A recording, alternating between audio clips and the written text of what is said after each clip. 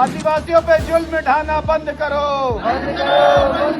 दिल्ली के जंतर मंतर से 650 किलोमीटर दूर आपको मध्य प्रदेश के छतरपुर और पन्ना जिलों में ले चलता हूं, क्योंकि उन हजारों परिवारों की आवाज भी सरकार के कानों तक हमें पहुंचानी है। जब तक हमारी मांगे नहीं मानी जाती, हमारा अमरण अनशन और ये आंदोलन जारी रहेगा। चिता आंदोलन के साथ साथ हमारा फांसी आंदोलन, मिट्टी सत्याग्रह और पानी सत्याग्रह भी चल रहा है। आपको इस टाइम पर सोशल मीडिया से लेकर मेन स्ट्रीम मीडिया तक सिर्फ एक ही चीज दिखाई जा रही होगी, जंतर मंतर, वहां जो प्रोटेस्ट चल रहा है स्टूडेंट्स का, सीजेपी का, लेकिन वो भी अपनी जगह सही है।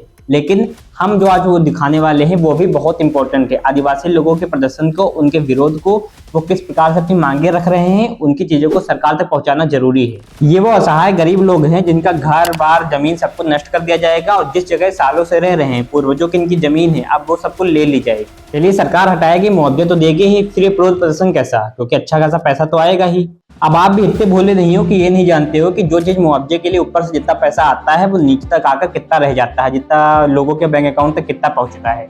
एग्जाम्पल आप अयोध्या का ले लो, बच्चा कह रहा है कि ऊपर से जितना पैसा आया नीचे सभी ऑफिसों से होकर आ जाता है, तो हमें कितना मिलता है। अब इस विरोध का असल कारण क्या है और सरकार से इनकी मेन डिमांड क्या है, जो बिल्कुल सही भी है, उसको एक एक करके पूरा समझते हैं क्या कुछ विरोध प्रदर्शन का कारण है। इसके साथ ही आपको बस चैनल को सब्सक्राइब करके अपना समर्थन दे देना है। मध्य प्रदेश के छतरपुर और पन्ना जिले में कई दिनों से हजारों परिवार, हजारों लोग बीच पानी में, महिलाएं अपने बच्चों को लेकर जिंदा चिता पर लेटे हैं, और जो आदमी लोग हैं वो फांसी का फंदा अपने गले में डालकर पानी के बीचों बीच में खड़े हैं बिना कुछ खाए पिए कई दिनों से। इनके इस प्रकार के विरोध प्रदर्शन की वजह है केन बेतवा लिंक परियोजना।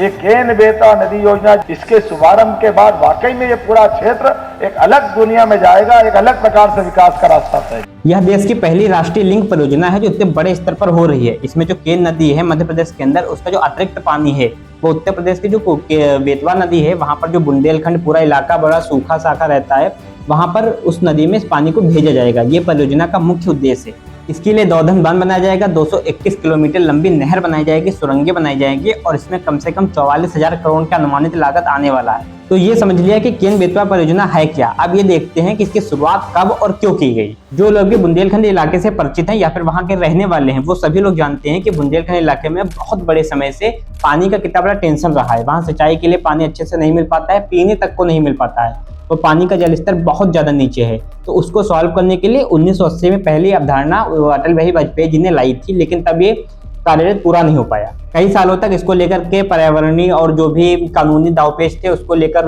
योजनाएं बनती रही, उत्तर प्रदेश सरकार, केंद्र सरकार और मध्य प्रदेश सरकार, तीनों के बीच में। क्योंकि इसमें जरूरी ये था कि तीनों जगह एक ही पार्टी की सरकार हो, एक ही विचारधारा हो, तो ये आसानी से हो सकता था।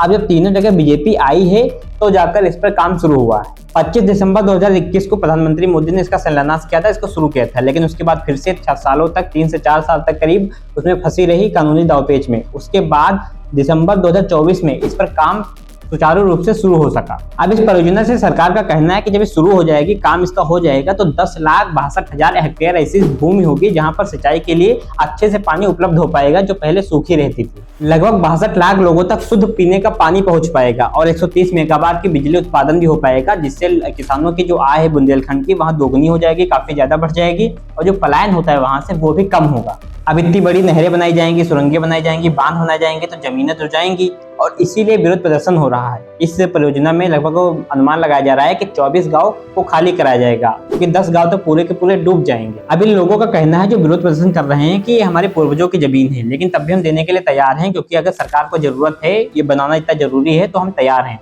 लेकिन कम से कम हमको उचित मुआवजा तो मिले। और इनकी डिमांड भी सही है।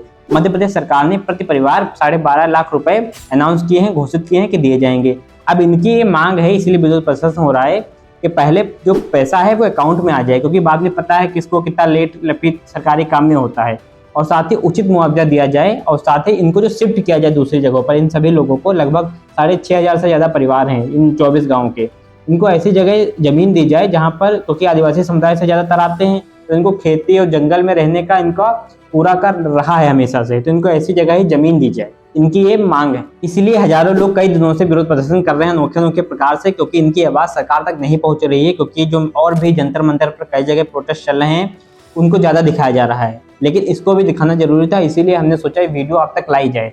आपको चैनल को सब्सक्राइब करके अपना सपोर्ट देना है, और साथ ही डिस्क्रिप्शन बॉक्स में आप जब नीचे चले जाओगे तो वहां पर आपको कई वीडियोस मिल जाएंगे और भी जरूरी हैं जो वर्तमान समय से वर्तमान मुद्दों से जुड़े हुए हैं, उनको भी आप देख सकते हो, आपकी स्क्रीन पर आ रहे होंगे। साथ ही चैनल को सब्सक्राइब करके वीडियो को अगर दोस्तों के साथ शेयर करना चाहना तो लाइक करके शेयर कर देना। मिलते हैं अगले वीडियो में।